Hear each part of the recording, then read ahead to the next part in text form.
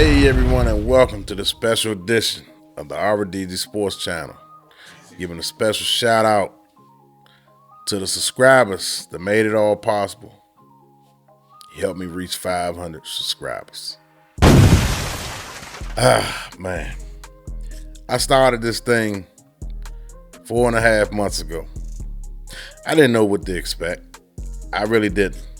I didn't know whether people would tune into me, subscribe to me. All I know is I started off, if you guys go back to my first video and watch how I started off, I didn't know what the hell I was doing. I learned how to do everything on the fly. I had a few people tell me how to do this and do that, but 95% of everything I've learned on my own. I've gotten better with each video. My confidence grew out the roof. And I just love doing this. It really has been a journey. You know what I'm saying? I didn't know I'll reach 500 this fast. I thought it would be not until like the mid portion of the season. Maybe I'll reach 500 then, but I really didn't do it. I started out and I really wasn't seeking a lot of subscribers. I really wasn't into it for that. I wanted to be a voice for the fans, for the people, like how Brian Mitchell was on the radio. I think a lot of people, a lot of fans can resonate and feel if you are authentic with what you say. It's all about being real and connecting with people and having the same feelings. Those people that's following you or subscribe to you, they can relate to what you're saying because you're being authentic and you're being truthful to what you're saying. Now, I think if I wasn't being truthful and authentic, I don't think I have this many subscribers in a short period of time. Like I always say, I'm nothing without you guys, and I mean that from the bottom of my heart.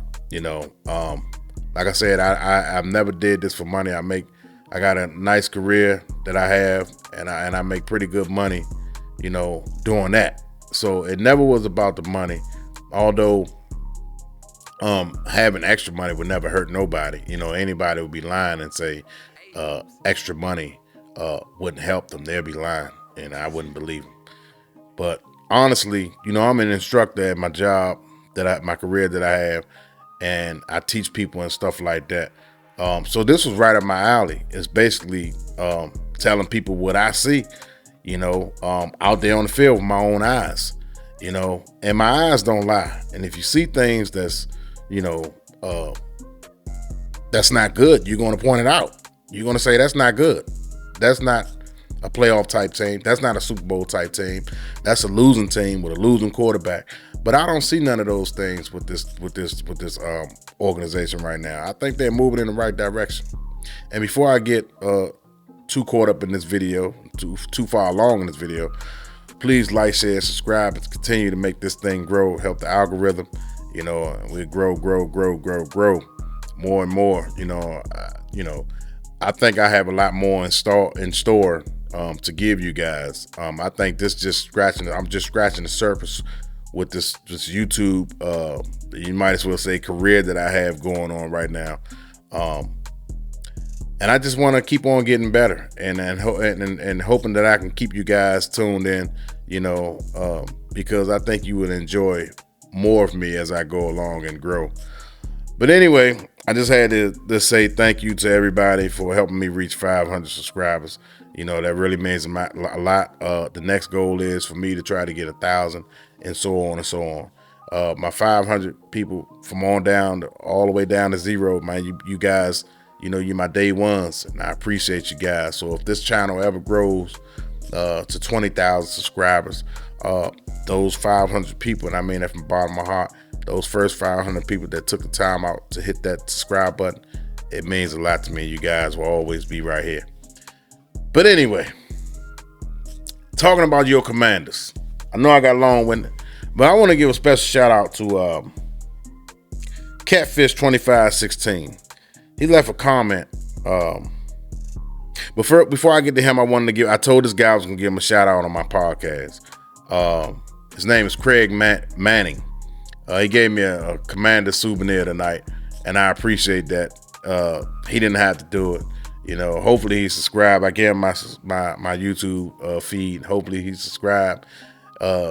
Craig Manning, if you're listening, thank you, sir. I told you I was going to shout you out, and I kept my word. Catfish 2516. He said he stated he had a good comment, man. And I'm going to start doing this. I'm going to start reading some of you guys' comments when I think it's a good comment worthy of putting on the podcast. He stated McLaurin is in a class of his own. 3rd round pick should have been a 1st round pick instead. McLaurin carried backup type quarterbacks his whole career and still put up amazing receiving numbers. Those other receivers weren't carrying their quarterback's level of play. Yes, they were great receivers, but not having to do what McLaurin had to do as a rookie with a backup quarterback. Jahan Dotson is blessed he doesn't have to deal with poor quarterback play. He is a special talent like McLaurin for sure. And I agree with everything. I thought it was a great comment. He really spoke his truth. And I agree with what he said. He was spot on with what he said, and I thought it was worthy enough to put it on the podcast. I did that once before. Now I'm going to start doing that. That's my thing that I'm doing. I want to highlight the people who subscribe to me. I told you this is our channel. It's not just mine. It's the people's channel. And so I wanted to highlight what because some people, when they view people's content on Facebook, a lot of times they don't go through the comment section and read all the comments because sometimes it'd be overwhelming, it'd be a lot. So who's going to take the time out to read through all the comments? But I just want to highlight some of the comments from time to time. That's all. Anyway, this game coming up with the Arizona Cardinals. To be truthfully honest with you guys, I don't know what to expect from the Arizona Cardinals. I really don't. Even Ron Rivera in his press conference, Eric Bieniemy in his press conference, these guys, they don't even know what they expect. Only thing that I could put my hat on and say is that we got to play man on man, hat on hat. You go out there and you execute. You go out there and you block. You go out there and you throw. You go out there and you catch, you tackle. This the type of game where all the fundamentals got to come into play. You got a game plan, sure, but then you got to adjust on the fly to what they're doing. So it may not be the first quarter where we're lighting them up. It may come the second quarter. We got to figure out what they're doing, see what they're doing. I believe that second and third quarter is really going to be the telling story. Well, I'm sorry, the second and the fourth quarter is really going to be the telling story. Because that way, you're going to make your adjustments at halftime because you're going to adjust from the first quarter to the second quarter, right? So at halftime, both teams are going to make adjustments. It's a game of cat and mouse in the third quarter. The fourth quarter, it's game on after that. If it's a close game going into the fourth quarter, may the best team win now. Now it becomes conditioning. Now it becomes a power of will. If both teams if one team has less will than the other, that team that has more will is going to turn out to be the victor. Another key factor, turnovers. Sure, we have the better team on paper. We definitely have the better team on paper. But if we go out there and turn the ball over, they get a strip fumble, and all of a sudden they get a pick six and take it back to the house. Now all of a sudden they up by 10 points, 14 points. Now we're in a trail mode. Now it takes us out of some of the things that we want to do. That's play action passes, short game, play action for the long ball. It takes us out of a lot of things that we want to do. Now we're playing from behind. Can we do that? That's another thing. Is we a team that can come from behind?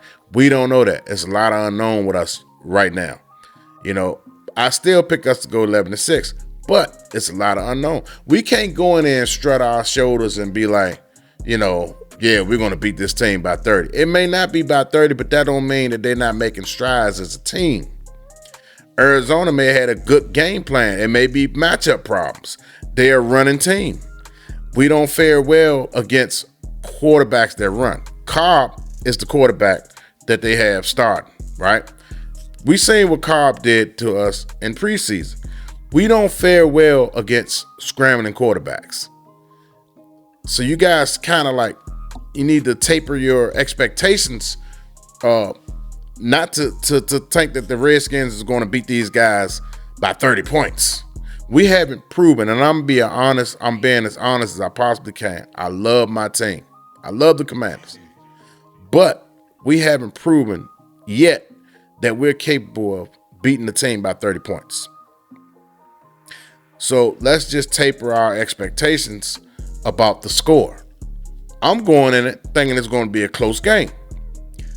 Somewhere around 24-17, maybe 31-24, or 31-20, our way. Of course, I'm picking us to win, but I'm not looking for them to be a 31-7 game or a 42-14 game. If that happens, kudos, congratulations, mission accomplished.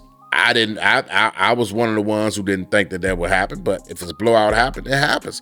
As a fan, I'm being ecstatic, of course, but realistically, I'm thinking close game. Like I said, 24-17, 31-24, 31-20, somewhere around there. With Sam Howell having a good game. Jahan Dawson, Terry McLaurin, of course, and then surprisingly, the tight ends. What's his name? Oh man, he been injured for so long, and it's embarrassing. God dang it, I should know his daggone name. But anyway, you guys know who I'm talking about.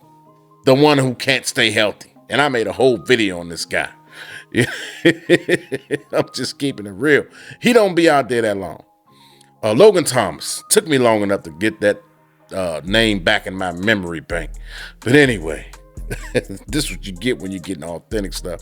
I don't have anything written down. You guys know that. Everything is off the top of the head. Told you I'm authentic. I give it to you authentically. But anyway, Logan Thomas. I'm going to see a Logan Thomas sighting out there. And guess what? I project Logan Thomas to have a huge game. Somewhere on the lines of 6 catches for 88 yards or 85 yards or 90 yards with a touchdown. That's right. I said it. I predict Logan Thomas to come out and have a breakout game. The tight ends is huge in this offense. Eric Bieniemy offense. You see with Kansas City, you see they miss Eric Bieniemy. I know Travis Kelce didn't play. I know. I get that. But that offense didn't look the same without old Eric Bieniemy. They got Nagy calling plays. My. What a difference. What a difference in play calling. But that's just the way it is sometimes. People need to start putting respect on Eric Bieniemy's name. And hopefully we'll be the new Kansas City of the NFC, with Eric Bieniemy calling these plays. We just have to wait and see, But my confidence is high on this team this year. Sunday, I hope we come out and have a magnificent game. Like I said, if they get a blowout, I'll be ecstatic. But I'm not projecting a blowout. I'm not looking at a blowout. I'm looking at a close game, somewhere around between 10 point, 7 point win. I'll take that as a fan and be happy with it. We start off the season 1-0, and that's all you guys can be excited for. You know what I'm saying? Like I said, I haven't done that much scouting on Arizona because what's there to scout? I don't know none of their players from the Canada playing. I know they got a good safety. They got a good coaching staff, is what I've been seeing and hearing. They got a good coaching staff. It's Philadelphia, Philadelphia coaching staff. They met up with Eric Bieniemy in the Super Bowl, so they kind of know a little bit about us. But we don't have that much familiarity with those guys. We just got to play on the fly, man, and adjust to what they're doing. I think our defensive players are skilled enough, and I think our offensive players are skilled enough to beat these guys mano to mano. So we just got to wait and see what happens, y'all. I'm excited for the season. The season's about to kick off Sunday, and I will be making a quick video, non-edited, at the end of the game, and I'm going to post it up to share my emotions and my happiness or my criticism or whatever is needed at that particular moment. That's what I'm gonna give. And most of them gonna be running high, so it's gonna be a live video. It's gonna be lit. So be prepared for that video after the game. I'll be uploading it on YouTube immediately after the game. So you guys, that's all I got. You guys, look, take it easy. Thank you for subscribing. Thanking me for helping me to get to 500. I appreciate you guys. Nothing without you. Peace.